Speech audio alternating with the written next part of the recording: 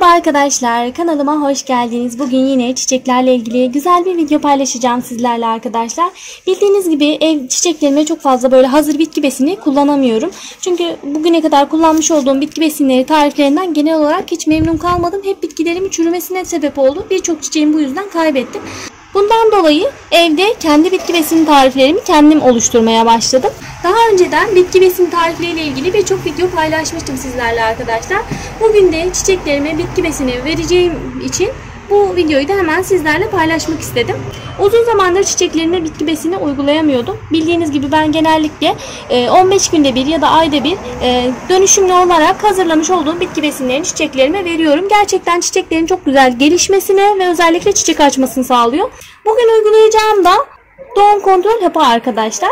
Bu şekilde daha önceden de söylemiştim. Evinizde tarihi geçmiş vitaminleriniz varsa, bu şekilde doğum kontrol haplarınız varsa siz de değerlendirebilirsiniz. Tarihi geçmiş olsa dahi bu bitkilere kesinlikle zarar vermiyor arkadaşlar. Bitkilerde herhangi bir sorun teşkil etmiyor. Aksine bitkilerin çok güzel gelişmesini sağlıyor. Tarihi geçmiş olsa dahi atmayın. Böyle bitkilerinizde değerlendirebilirsiniz. Her ilacı demiyorum tabii ki. Vitaminleri değerlendirebilirsiniz. Yine bu şekilde doğum kontrol haplarınız varsa onu değerlendirebilirsiniz. Veya aspirin özellikle çiçeklere çok fayda sağlıyor arkadaşlar. Aspirin varsa evinizde, tarihi geçmiş de olsa bunları çiçeklerinize verebilirsiniz. Benim de evimde bu şekilde doğum kontrol hapları vardı. Bunları da şimdi çiçeklerime bir miktarını verdim. Kalanları da yine çiçeklerime uygulayacağım. Bu uygulamaları da dediğim gibi sık sık yapmayacaksınız. Kesinlikle sık sık yapmayı önermiyorum. 15 günde bir veya ayda bir bu şekilde verebilirsiniz. Çok güzel çiçekler açmasını sağlıyor. Aynı zamanda çok güzel bir şekilde yavrular vermesini ve gelişmesini sağlıyor. Önceki videolarımda bu çiçeklerin çoğunu görebilirsiniz zaten. Bakın şu sadece 2 adetti. Gördüğünüz gibi şu an bir sürü yavrusu var. Ve üzeri çiçeklerle dolmaya başlayacak yakında. Şu an çok fazla yavru verdiği için üzeri çok fazla çiçekli değil. Bu harika bir çiçek arkadaşlar. Yıl boyu çiçek açıyor. Kohlera çiçeği. Bunların çiçeklerin hemen hemen hepsiyle ilgili de kanalımda bakım videoları mevcut arkadaşlar. Onları izleyerek siz de çiçek edinmek isterseniz edinebilir veya çoğaltabilirsiniz. Şimdi bitki besini tarifine geçelim arkadaşlar. Bu doğum kontrol hapını hemen bir miktar suyun içerisine koyacağım. Bu şekilde koyuyorum. Vereceğiniz çiçeğin miktarına göre değişebilir. Evinizde fazla varsa bunların birer tane olarak saksıların dibine gömerek de verebilirsiniz. Ya da ezip toprağına karıştırabilirsiniz.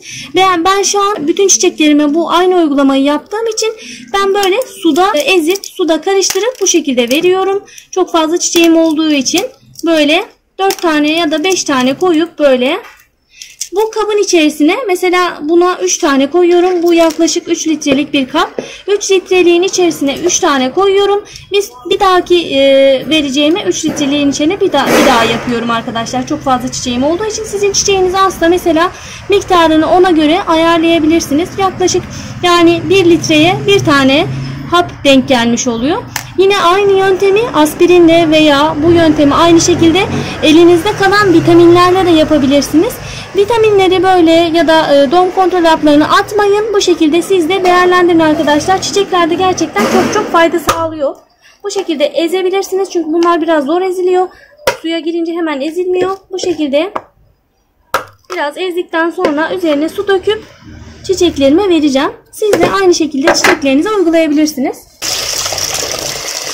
Çiçeklerinize az verebilirsiniz arkadaşlar. Bu şekilde dediğim gibi bakın hem çok güzel çiçek açmasını sağlıyor. Bunlar bakın benim kendim yapraktan çoğalttığım çiçeklerim.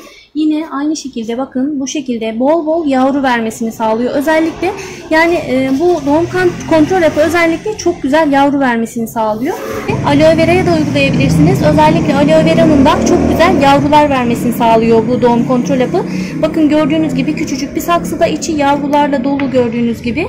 İnsanlarda bu hap özellikle insanlarda çoğalmayı önlerken bitkilerde kesinlikle çoğalmaya çok fayda ediyor arkadaşlar. O yüzden evinizde varsa kesinlikle kullanmanızı tavsiye ederim. Bakın gördüğünüz gibi bu da aynı şekilde çok güzel böyle yavrular verdi.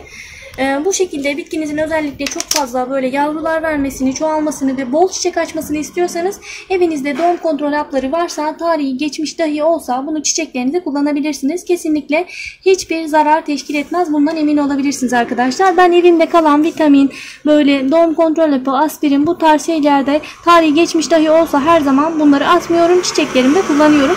Siz de evinizde doğum kontrol hapları veya vitaminler varsa atmayarak değerlendirebilir, çiçeklerinize verebilirsiniz. Herhangi bir sorun teşkil etmiyor. Gönül rahatlığıyla çiçeklerinizle kullanabilirsiniz arkadaşlar. Bugünkü videonun da sonuna geldik.